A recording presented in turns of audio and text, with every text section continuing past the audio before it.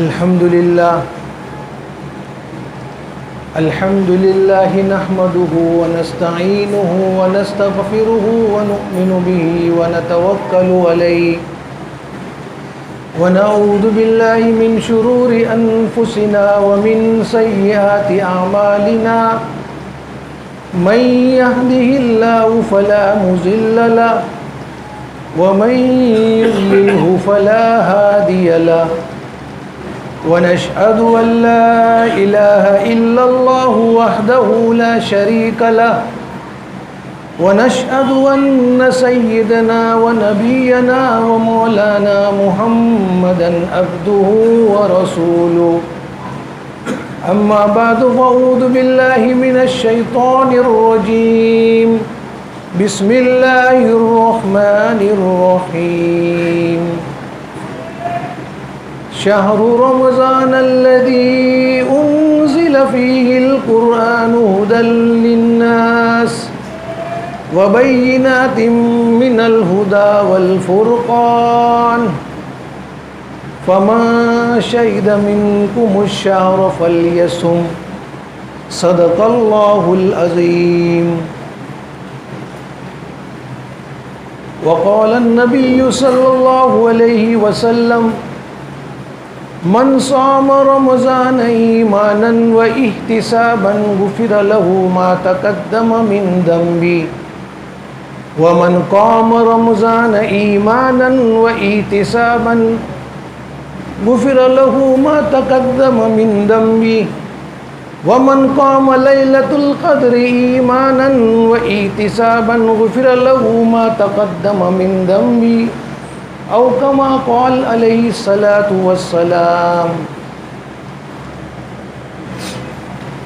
قابل احترام بھائیوں، بزرگ اور دوستو، گزشتہ جمعہ کو میں نے یہی آیت شریفہ پڑھی تھی اور یہی حدیث پاک میں نے تلاوت فرمائی تھی۔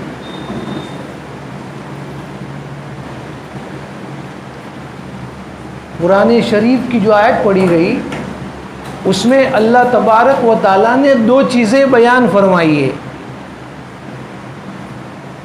ایک چیز تو رمضان کی فضیلت بیان فرمائی کہ یہ رمضان کا مہینہ وہ مہینہ ہے جس مہینے میں اللہ تبارک و تعالیٰ نے قرآن پاک کو اتارا ہے۔ ظاہر بات ہے جس مہینے میں اللہ تبارک و تعالیٰ اپنی ایک مقدس اور مبارک کتاب نازل فرماوے، اس مہینے کی فضیلت دوسرے مہینوں کے مقابلے میں بڑھ جائے گی۔ چونکہ گزشتہ جمعہ کو اس کے بارے میں کچھ تفصیل نہ بتا سکا، اس لیے میں اس آیت شریفہ اور حدیث شریف کے اوپر کچھ روشنی ڈالنا چاہتا ہوں۔ اور دوسری چیز، جس کے پاس بھی رمضان کا مبارک مہینہ آوے اس کے اوپر روزہ رکھنا فرض ہے، کمپلسری، چاہے وہ دیہات میں ہو، چاہے وہ شہر میں ہو، چاہے وہ غریب ہو، چاہے وہ امیر ہو، چاہے وہ کسی بھی حالت میں ہو۔ رمضان کا مہینہ آیا تو رمضان کا روزہ رکھنا فرض ہے۔ اب جس آدمی نے تجارت کی وجہ سے یا ملازمت کی وجہ سے یا کسی اور عذر کی وجہ سے اگر روزے کو چھوڑ دیا، یاد رکھیے پوری زندگی کے روزے اس کے بدلے میں اگر کوئی آدمی رکھے گا، رمضان کے اس ایک روزے کا بدلہ نہیں ہو سکتا۔ اس لیے ہم سب کو یہ کوشش کرنی ہے ہر حالت میں روزہ رکھنا ہے۔ یہ تو میں نے حدیث پاک کا ترجمہ اور تھوڑی تشریح بیان فرمائی۔ اس کے بعد میں ایک حدیث پڑھی گئی جس کا خلاصہ یہ ہے کہ جو آدمی رمضان کے مبارک مہینے میں روزہ رکھے، تراویح پڑھے اور شب قدر آ جاوے تو اس میں بھی وہ عبادت کرے۔ تینوں کا ساتھ میں ترجمہ کر رہا ہوں۔ رمضان کے روزے رکھے، تراویح کی نماز پڑھے اور شب قدر میں عبادت کرے۔ کس طرح کرے؟ ایماناً و احتسابا۔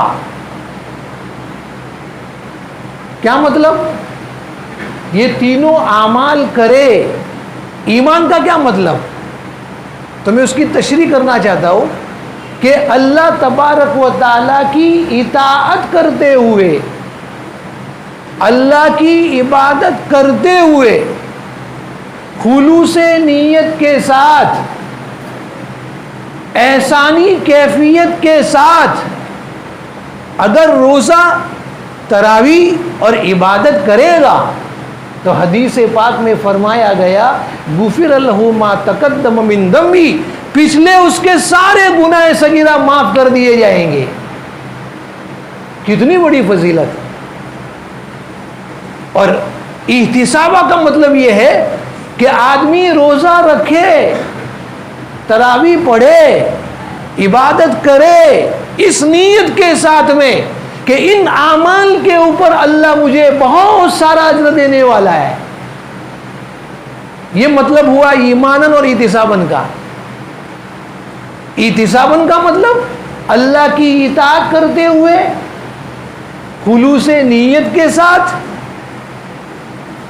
احسانی کیفیت کے ساتھ عبادت کرے، اور احتساباً کا مطلب یہ سارے اعمال کرے گا اس نیت سے کہ اللہ مجھے اس پہ بہت سارا اجر دے گا۔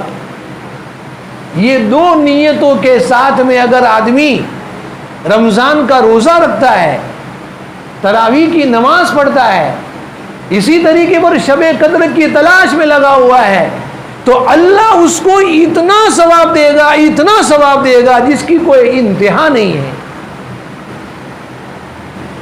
بہرحال گزشتہ جمعہ کو یہ باتیں بتانا میں بھول گیا تھا، بات دوسری طرف چلی گئی تھی، اس لیے قرآن پاک اور حدیث پاک کی تھوڑی مختصر سی تشریح آپ کو میں نے بتا دی۔ اب یہ رمضان کا مبارک مہینہ چل رہا ہے، الحمدللہ دوسرا عشرہ بھی شروع ہو گیا ہے، دوسرا عشرہ مغفرت کا ہے۔ اب یہ رمضان میں ہم نے کبھی غور نہیں کیا، لفظ رمضان اپنی زبان سے تو بہت سی مرتبہ بولا ہوگا، رمضان کا مہینہ، رمضان کا مہینہ، لیکن کبھی غور نہیں کیا کہ رمضان میں کتنے حروف ہیں۔ را، میم، ضاد، الف اور نون، رمضان 5 حروف ہے۔ را سے کیا مراد ہے؟ رضوان من اللہ، پلیزر آف اللہ۔ میم سے مراد اللہ کی محبت، محبت من اللہ، لو آف اللہ۔ ذات سے مراد ہے اللہ کی ضمانت، ہوسٹیج بائی اللہ۔ اور چوتھا حرف ہے الف، الف سے مراد ہے الفت من اللہ، ایفلیکشن آف اللہ۔ اور نون سے مراد ہے نور من اللہ، اللہ کا نور، ریفلیوجنس آف اللہ۔ یہ 5 حروف ہے۔ اللہ کی رضامندی، را سے مراد، میم سے مراد اللہ کی محبت، ذات سے مراد اللہ کی ضمانت، اور الف سے مراد اللہ کی الفت، اور نون سے مراد اللہ کا نور۔ یہ 5 حرفوں کو ملانے سے خلاصہ یہ نکلتا ہے کہ جو آدمی اخلاص کے ساتھ میں اللہ کے لیے رمضان اور رمضان کے اعمال کرتا ہے، اللہ تبارک و تعالیٰ اس سے خوش ہوتے ہیں، اللہ اس سے محبت کرتے ہیں، اللہ جہنم سے اس کی ضمانت کا پروانہ دیتے ہیں، اللہ اس سے بہت راضی ہوتے ہیں، اور اللہ کا نور اس کے چہرے پہ ٹپکتا ہے. یہ رمضان کا خلاصہ ہے. بہرحال رمضان کا مبارک مہینہ چل رہا ہے اور بڑی تیزی سے چلا جا رہا ہے. ایک وقت تھا کہ ہم رمضان کے منتظر تھے کہ رمضان کا مبارک مہینہ آئے گا, ہم بہت سارے اعمال کریں گے. اور ایک آج کا وقت ہے کہ دوسرا عشرہ شروع ہو گیا ہے. اس لیے ہمیں ایک ایک گھڑی کی قدر کرنے کی ضرورت ہے, ورنہ ایسا نہ ہو کہ رمضان کا مبارک مہینہ غفلت کے ساتھ میں, لاپرواہی کے ساتھ میں گزر جائے اور ہم ہاتھ ملتے رہ جائے. انسان کے دو دشمن ہیں.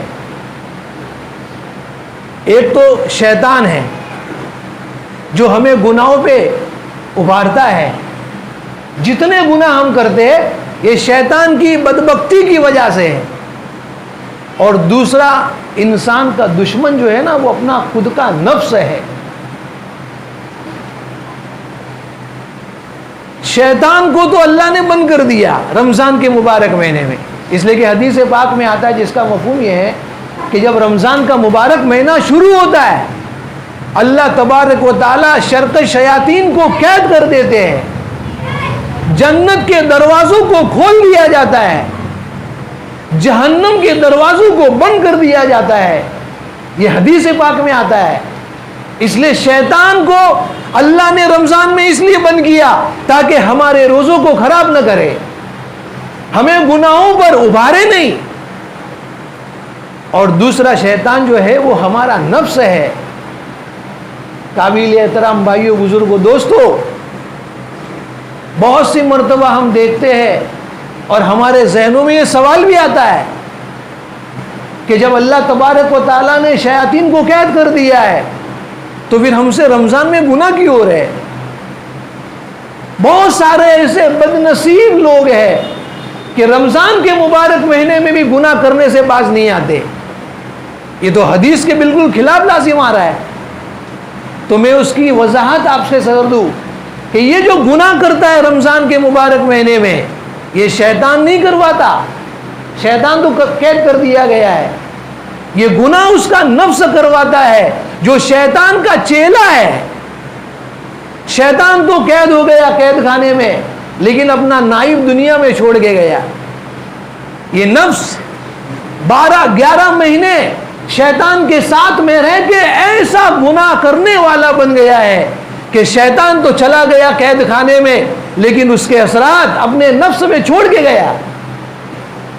اس لیے رمضان کے مبارک مہینے میں ہمیں خاص طور پہ اس کا خیال رکھنا ضروری ہے کہ جس طریقے پر ہم غیر رمضان میں گناہ کرتے تھے, ہم رمضان کے مہینے میں گناہ کرنے سے اپنے آپ کو بچائے. اگر آدمی رمضان کا مبارک مہینہ ایسے ہی گزار دیتا ہے جیسے 11 مہینے گزار دیتا ہے, یاد رکھنا بہت پچھتائے گا, بہت پچھتائے گا. جس طریقے پر جسمانی صحت کے لیے, اپنی باڈی کے لیے 2 چیزوں کا ہونا ضروری ہے, ایک دوا اور ایک پرہیز. ایک آدمی کو ڈائبٹیز ہو گئی ہے, اب اس کا علاج کیا ہے؟ بھائی دوائی پیو جو ڈاکٹر نے منتخب کر کے دی ہے, اور دوسرا پرہیزی کرو, یہ کھانا نہیں ہے, یہ کھانا نہیں ہے, یہ کھانا نہیں ہے, وغیرہ وغیرہ بہت ساری پرہیزی بتاتا ہے. ایک آدمی ہارٹ اٹیک کا مریض ہے, دل کا دورہ پڑتا ہے, اس کے لیے بھی 2 چیزیں ہیں, دوا اور پرہیز. کہنے کا مطلب یہ ہے کہ جس طریقے پر جسمانی صحت کے لیے 2 چیزوں کا ہونا ضروری ہے, ایک دوا اور ایک پرہیز, بس اسی طریقے پر ہماری روحانی صحت کے لیے 2 چیزوں کا ہونا ضروری ہے. جس طریقے پر جسمانی صحت کے لیے 2 چیزوں کا ہونا ضروری ہے, اسی طریقے پر ہماری روحانی صحت کے لیے 2 چیزوں کا ہونا ضروری ہے, ایک دوا اور ایک پرہیز. روحانی صحت کے لیے دوا کیا ہے؟ اللہ نے جتنے فرائض، واجبات، سنن، مستحبات اور اچھے اعمال ہمارے ذمے کیے ہیں، اس کو ادا کرنا یہ ہے دوا۔ اللہ نے ہم کو کہا نماز پڑھو، نماز پڑھنا ضروری ہے۔ زکوٰۃ دو، زکوٰۃ دینا ضروری ہے۔ رمضان کے روزے رکھو، روزے رکھنا ضروری ہے۔ گویا روحانی صحت کے لیے دوا یہ ہے کہ اللہ نے جو فرائض، واجبات، مستحبات، سنت اور جو نیک اعمال کرنے کا حکم ہم کو دیا ہے، وہ سارے اعمال کو بجا لانا ضروری ہے۔ اور پرہیز، پرہیز کیا ہے؟ حرام کاری سے بچنا، گناہوں سے بچنا، مکروہات سے بچنا، اور جن کاموں سے اللہ نے منع فرمایا ہے ان کاموں سے رکنا، یہ پرہیز ہی ہے۔ ہماری روحانی صحت کے لیے دونوں چیزوں کا ہونا ضروری ہے۔ ایک طرف ہم اچھے اعمال کر رہے ہو اور دوسری طرف گناہوں سے بچتے بچتے ہم روزے کے اعمال برے کر رہے ہو۔ اگر یہ دو چیزیں ہماری زندگی میں خاص طور پہ رمضان کے مبارک مہینے میں آ رہی ہے تو یوں سمجھیے منشے خداوندی کے مطابق ہمارا روزہ، ہماری تراویح اور ہمارے اعمال اوپر جا رہے ہیں۔ اور خدا نہ خواستہ اگر ہمارے اعمال اس طریقے کے نہیں ہیں، روزہ رکھا ہوا ہے، اچھے اعمال بھی کر رہے ہیں، لیکن حرام کاری سے، گناہوں سے اور دوسرے وہ اعمال جس سے اللہ نے منع فرمایا ہم نہیں رک رہے، تو یاد رکھنا یہ اعمال ہمارے منہ پہ مار دیا جائے گا۔ طبرانی کی ایک روایت ہے، بڑی سخت روایت ہے، جب بھی میں اس کو پڑھتا ہوں تو رونگٹے کھڑے ہو جاتے ہیں۔ المعجم الکبیر للطبرانی ایک کتاب ہے، اس کتاب کے اندر ایک حدیث بیان فرمائی گئی ہے، دل کانپتا ہے۔ آپ علیہ السلام نے فرمایا، جس کا مفہوم میں بیان کر رہا ہوں، آپ علیہ السلام نے فرمایا میری امت جب تک رمضان کے تقدس کا خیال رکھے گی، سننا دھیان سے حدیث کو، میری امت جب تک رمضان کے تقدس کا خیال رکھے گی وہ رسوائی سے محفوظ رہے گی۔ یہ آپ علیہ السلام کے الفاظ ہیں، جب تک میری امت رمضان کے تقدس کا خیال رکھے گی وہ رسوائی سے محفوظ رہے گی۔ صحابہ کے مجموعہ میں سے کسی ایک شخص نے سوال کیا، اللہ کے رسول، رمضان کے تقدس کا رسوائی سے کیا تعلق ہے؟ سوال کیا، اللہ کے رسول، رمضان کے تقدس کا رسوائی سے کیا تعلق ہے؟ آپ نے فرمایا سونے کے حروف سے لکھنے کے قابل ہے وہ الفاظ جو آپ علیہ السلام نے بیان فرمائے۔ آپ نے فرمایا کہ جو آدمی رمضان کے مبارک مہینے میں روزہ رکھ رہا ہے، تراویح پڑھ رہا ہے، قرآن پاک کی تلاوت کر رہا ہے، تسبیحات کی پابندی کر رہا ہے، نوافل کا اہتمام کر رہا ہے، صدقہ خیرات کر رہا ہے، لیکن گناہوں سے نہیں بچ رہا، چغلخوری سے نہیں بچ رہا، غیبت کرنے سے نہیں بچ رہا، کسی کو ستانے سے نہیں بچ رہا، یاد رکھنا آپ علیہ السلام نے فرمایا کہ جو آدمی رمضان کے اعمال کرتے کرتے گناہوں سے نہیں بچ رہا ہے اس آدمی پر اگلے رمضان تک اللہ کی لعنت اور پھٹکار برستی ہے اور آسمانوں کے فرشتے اس پر لعنت بھیجتے ہیں۔ کب تک؟ اگلے رمضان تک۔ کتنی سخت وعید ہے، ہم معمولی سمجھ رہے ہیں، جس طریقے پر 11 مہینے رمضان کے علاوہ ہم گزار دیتے، رمضان کا مہینہ ایسے ہی گزار دیتے ہیں۔ نہیں میرے پیارو، بڑا مکرم مقدس یہ مہینہ ہے، یہ قسمت والوں کو ملتا ہے۔ ہم کو اللہ نے یہ مہینہ دیا ہے، اس کی قدر کر لو، ورنہ یہ حدیث پاک یوں فرما رہی ہے کہ جس آدمی نے رمضان کے مہینے میں حرام کاری سے اپنے آپ کو نہیں بچایا، گناہ پہ گناہ کیے جا رہا ہے، کھلم کھلا لوگوں کے سامنے کھانا کھا رہا ہے، گالی بھی بک رہا ہے، ایک طرف اعمال ہے اور ایک طرف گناہ کر رہا ہے، آپ علیہ السلام نے فرمایا کہ اس آدمی پر اگلے رمضان تک اللہ کی پھٹکار، اللہ کی لعنت برستی ہے، اور آسمانوں کے فرشتے اس کے اوپر اگلے رمضان تک پھٹکار برساتے ہیں۔ اور آگے سنیے حدیث پاک میں کیا بیان فرمایا، بڑا سخت جملہ فرمایا، اگلے رمضان کے آنے سے پہلے پہلے اگر آدمی کی موت ہو جائے گی، اس کا کوئی عمل اس کو جہنم میں جانے سے نہیں بچائے گا۔ کتنی سخت وعید ہے، یہ طبرانی کی میں روایت بیان کر رہا ہوں کہ جو آدمی اس طریقے پر رمضان گزار رہا ہے، اگلے رمضان تک تو اللہ کی پھٹکار برس رہی ہے، لیکن ساتھ ساتھ میں اگر اگلے رمضان کے آنے سے پہلے پہلے اگر اس کی موت ہو گئی تو اس کے نیک عمل اس کو جہنم میں داخل ہونے سے نہیں روک سکتے۔ کتنی سخت وعید ہے۔ اس لیے یہ رمضان کے مقدس گھڑیوں کی ہم قدر کر لے ہوئے۔ دوسرا عشرہ چل رہا ہے، اور ایک طرف کتابوں میں روایتوں میں یہ بھی آتا ہے کہ جو آدمی رمضان کا پاس و لحاظ رکھتا ہے، رمضان کی عظمت کو دل میں بٹھا کے رکھتا ہے، تو اللہ کی طرف سے اس کو کیا انعام ملتا ہے وہ بھی سن لو۔ ایک یہودی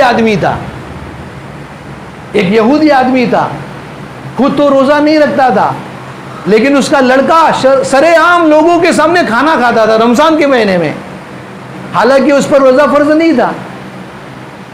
اس کے باپ نے اس لڑکے کو بلا کے 2 تھپڑ رسید کر دیے، مارا، اور یوں کہا کہ بے وقوف، مسلمانوں کا رمضان کا مہینہ چل رہا ہے اور تو لوگوں کے سامنے سرے عام کھانا کھا رہا ہے، تجھے شرم نہیں آتی؟ بس اتنا اس کو ڈانٹا۔